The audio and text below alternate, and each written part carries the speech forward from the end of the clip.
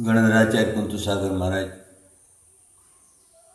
2017 11 जून का प्रवचन, उसका एक खुलासा देता हूँ। प्रकरण आचार्य श्री विद्यासागर जी महाराज के शिष्य मुनीश पुंगव सुधासागर महाराज के द्वारा आर्ष परंपरा के जितने भी मुनिराज साधु संत हैं उनको मिथ्या दृष्टि, गलत, शीतलाचारी, भ्रष्टाचारी आदि कहने का कई दिनों से साहस करते हैं। अपने प्रवचनों में कुछ भी बोलते हैं और उनका तिरस्कार करते हैं। वो कई दिनों से बोल रहे हैं, लेकिन हम लोगों की तरफ से उनको कोई उत्तर नहीं दिया गया, समता रखी गई। लेकिन आखिर हम लोग कहाँ तक चुप रहे, इसलिए मैंने 11 तारीख के प्रवचन में उसका एक खुलासा दिया कि शीतलाचारी कौन। तो जो शीतलाचारी रहते हैं, क्योंकि सदाचारी और पूर्ण चारित्र जिनको रहता है उसको केवल ज्ञान की प्राप्ति हो जाती है। इसलिए जो छठम सप्तम गुणस्थान वृत्ति हैं, 11वें गुणस्थान से 12वें गुणस्थान से नीचे वो सारे के सारे छद्मस्त और शीतल आचार वाले ही माने गए करणानी योग के अनुसार। इसीलिए मैंने आचार्य कुंद से लगा करके, विद्यासागर से लगा करके, चाहे वो कोई भी, हम लोग भी उसकी अपेक्षा शीतलाचारी ही हैं, लेकिन सदग्रस्तों के द्वारा और सद्धार्मताओं के द्वारा वो पूजनीय, सेवनीय और वंदनीय है। इसलिए शीतलाचार्य की यही व्याख्या है। दूसरा बात, श्रवण बेल पंचामृत अभिषेक अभी 2018 फरवरी के अंदर होने वाला श्रवण बेल का महामस्तकाभिषेक, उसका एक विषय मैंने दिया था।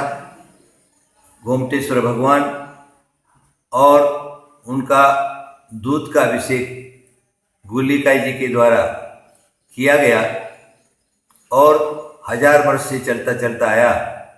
नेमिचंद सिद्धांत चक्रवर्ती के सामने ये प्रोग्राम हुआ और वही पंच कल्याणक और गुलिकाई का अभिषेक नेमिचंद सिद्धांत चक्रवर्ती के सामने हुआ। तभी से लगा करके अभी तक जो है वो महामहोत्सव चला आया। 2018 फरवरी में फिर महामस्तकाभिषेक होगा। तो ये पंचामृत अभिषेक, स्त्री अभिषेक और देवी के द्वारा अभिषेक, ये सारा का सारा साहित्य, इतिहास और शिलालेखों के अंदर लिखा गया है। और डॉक्टर एन उपाध्याय, उन्होंने शिलालेख संग्रह प्रथम पुस्तक में इसका पूरा का पूरा विवरण दिया है। जिसको विश्वास नहीं है वो एक बार जाकर के अवश्य वहां जाकर के खोज करें। तीसरा नंबर, सांगानेर की प्रतिमा, जो कुछ मैंने कहा है एकदम सत्य कहा है। आचार्य शांति सागर महाराज, आचार्य देशभूषण महाराज, आचार्य विमल सागर जी महाराज और आचार्य में, ये 4 लोगों ने गुफा के अंदर से, सांगानेर गुफा के अंदर से मूर्तियां निकाली। वो मूर्तियां प्राचीन हैं और प्राचीन ही थी, वो 100, 200, 500 वर्ष पुरानी। उसके बाद नई मूर्तियां हमारे मुनि पुंगव सुधासागर जी ने रखी और उनको प्राचीन मूर्तियां घोषित करके समाज के अंदर एक नया विषय रखा। और लोगों ने मेरे सामने प्रश्न किया, इसलिए उसका मैंने उत्तर दिया है। इसलिए 4 जनों ने निकाला, वही सत्य है। उसके बाद जो है गुफा का जो अंदर रखी हुई मूर्तियां सारी की सारी नई मूर्तियां हैं। अगर मेरी बात पर विश्वास नहीं हो तो पुरातत्व विभाग के अथवा बड़े बड़े जोरियों के द्वारा परीक्षण कर दिया जाए कि वो मूर्तियां पुरानी हैं या नई हैं, तो परीक्षण हो जाएगा। बात सुधासागर जी का झूठ समाज के सामने आ जाएगा।